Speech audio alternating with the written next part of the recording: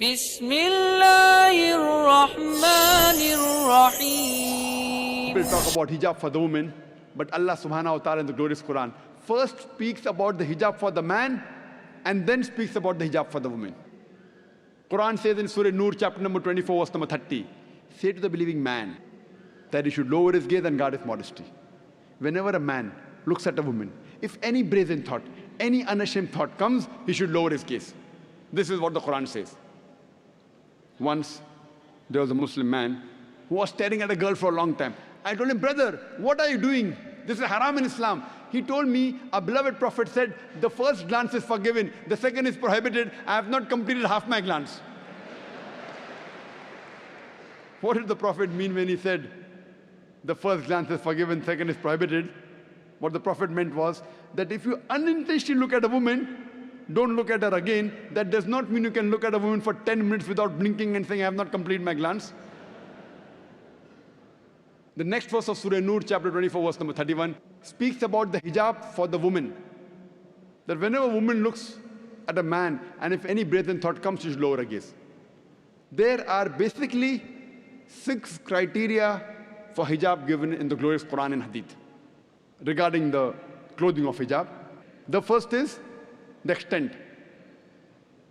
As far as for the man is concerned, the extent is from the navel to the knee. For the woman, the complete body should be covered. The only parts that can be seen are the face and the hands up to the wrist. The remaining 5 criteria for the man and the woman are the same. The second is the clothes they wear, they should be loose.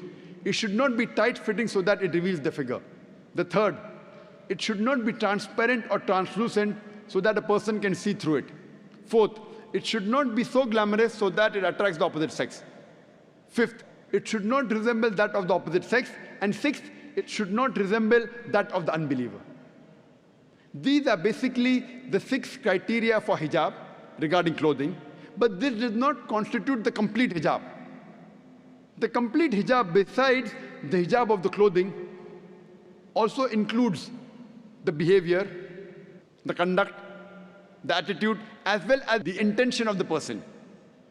Besides the hijab of the clothing, there's hijab of the eyes, hijab of the heart, hijab of the mind, hijab of the thought. It even includes the way a person talks, the way a person walks, the way a person behaves. This is the complete hijab.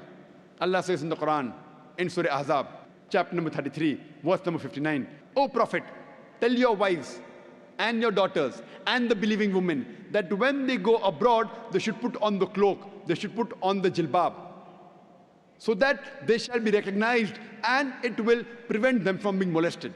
Quran says hijab has been prescribed for the women so that they shall be recognized and it will prevent them from being molested. I'd like to ask you a question. That suppose 2 twin sisters who are very beautiful, who are equally beautiful, if they are walking down the streets of Dubai, walking down along the Corniche, and if one twin sister, she is wearing the Islamic hijab, the complete body covered, except the face and the hands up to the wrist, and the other twin sister, she is wearing the Western clothes, the mini skirts or shorts. And if both of them are walking down the streets in Dubai, along the Corniche, and if on the side there is a ruffian who's waiting for a catch, who's waiting to tease a girl, I'm asking the question, which girl will he tease? Will he tease the girl wearing the Islamic hijab, or will he tease the girl wearing the Western clothes, the mini skirts or short? Which girl will he tease? Which girl? But natural, the girl wearing the Western clothes, the mini skirts or short. If you're inviting, then you'll receive. Quran rightly says that hijab has been prescribed to prevent the woman from being molested. And after this, if anyone rapes any woman, the Islamic Sharia says death penalty. Many non-Muslims say, death penalty? In this age of 21st century, Islam is a barbaric religion. It's a ruthless law. But when I ask this question, and I've asked this question to thousands of non-Muslims, that suppose, God forbid, someone rapes your mother, or someone rapes your sister, and if you are made the judge, and the rapist is brought in front of you, what punishment will you give him? Believe me, all of them said, 100%, we will put him to death. Some went to the extreme of saying, we will torture him to death. So someone rapes your mother, your wife, your sister, you want to put him to death. Someone rapes somebody else's mother, somebody else's sister, you say, death penalty, barbaric law. Why these double standards? Why? And do you know, America, USA, which happens to be the most advanced country in the world, do you know it has one of the highest rates of rape in the world? The country which has one of the highest rate of rape in the world is USA. According to the FBI statistics of 1990, every day 1,756 cases of rape took place. According to the statistics of US Department of Justice, in 1996, every day 2,713 cases of rape took place. 1990, 1,756. 1996, 2,713. Maybe the Americans got bolder. In 6 years' time, they got more bold. If you calculate, every 32 seconds, one rape is taking place in America. You know, we are here in this auditorium for the past 1.5 hours. Already 150 rapes may have taken place in USA till the time we are here. I am asking you the question that if you implement the Islamic Sharia, any man looks at a woman, he should lower his gaze. The woman should be modestly dressed, complete body covered, except the face and hands up to the wrist. And after that, any man rapes any woman, capital punishment, death penalty. I am asking you the question, will the rate of rape in America, will it increase, will it remain the same, or will it decrease? It will decrease. It's a practical law. You implement the Sharia, you get results. That's the reason the least rate of rape in any country in the world, it's in Saudi Arabia. You implement the Sharia, you get results. The Western society, claiming to uplift the woman, when it speaks about women's liberalization, it's nothing but a disguised form of exploitation of a body, deprivation of a soul, and degradation of honor. The Western society, claiming to uplift the woman, have actually degraded her to a status of concubines, butterflies, and mistresses, which are mere tools in the hands of pleasure seekers and sex marketers, hidden behind the colorful screen of art and culture. In the name of art and culture, the Westerners, they're selling their daughters, they're selling their mothers. And you see it very common.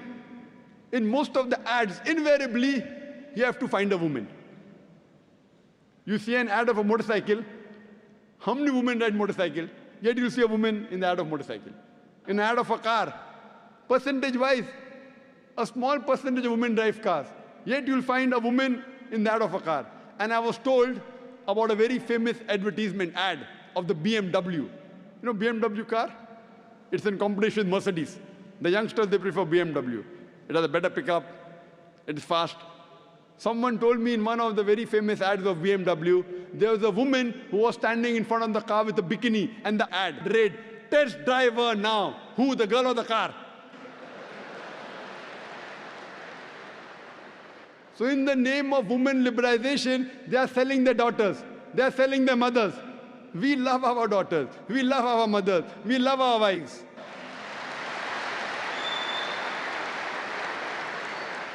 If the hijab subjugates the woman and protects her, we love this subjugation.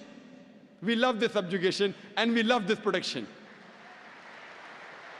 If this is your freedom in the name of women liberalization, selling your body, selling yourself, we are very happy with our religion.